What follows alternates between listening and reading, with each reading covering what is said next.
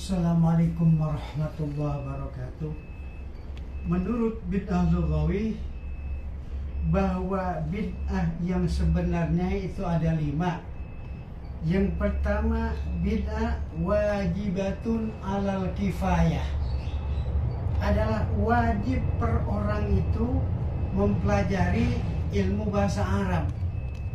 Toh kalau memang kita betul-betul ingin paham arti Al-Quran, paham arti hadis. Kalau tanpa bahasa Arab, maka tidak bakalan paham Al-Quran dan hadis. Justru bahasa Arab itu berdasarkan nahwu sorof. Kalau tanpa nahwu sorof, akhirnya ngawur, nyimpang daripada rel Al-Quran. Tidak tepat. Ya. Kenapa? Sebab bid'ah wajib alal kifayah itu adalah sebagai untuk paham Al-Quran hadis Nabi. Kedua, bid'ah muharramat seperti i'tiqad, ya, dan hal ikhwal ahli bid'ah.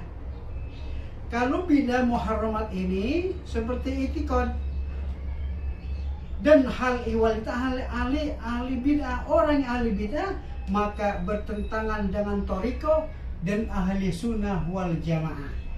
Jadi diharamkan itu, artinya tidak boleh, ya. Dan ketiga, bid'ah mandubah seperti perbuatan yang bagus. Mandubah artinya perbuatan yang bagus. Kapan tuh? Yang enggak pernah terjadi pada zaman Kanjeng Rasul, ya.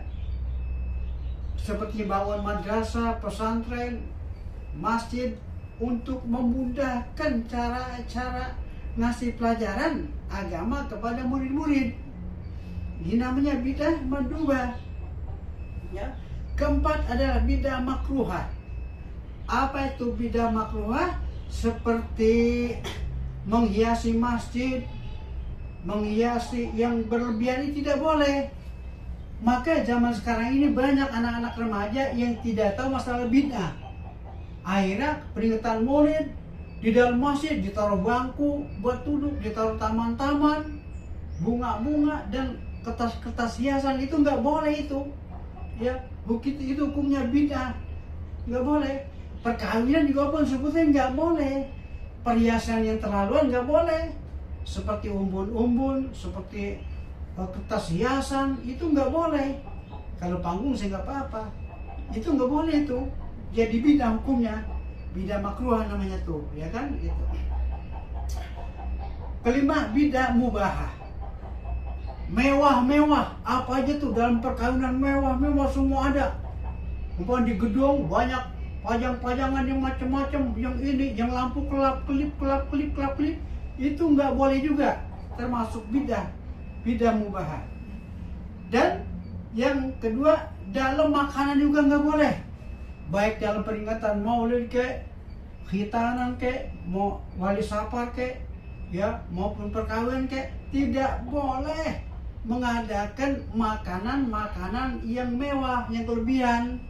Kadang-kadang maulid udah sate, ada daging, ada opor ayam, ya, udah ada minuman udah ada minuman aqua, ada lagi minuman Sprite, ada lagi minuman Coca-Cola, ada lagi belum lagi itu mana minuman jahe susu. Itu terlebihan nggak boleh.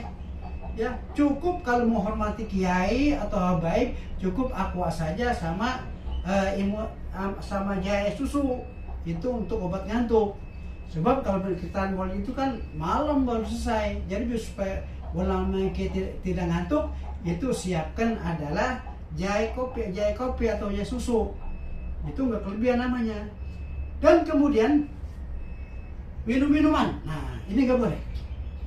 Minum-minuman kayak makanan kayak nggak boleh berlebihan.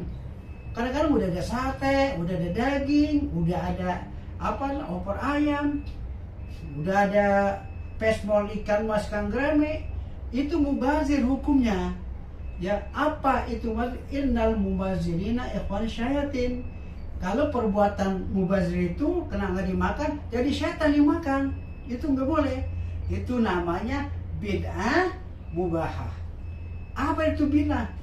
Kullu bid'atin dolalah wa kullu dhalalatin finnar.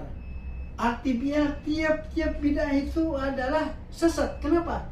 Sebab bid'ah itu adalah ajaran baru yang merusak syariat dan akidah. Nggak boleh.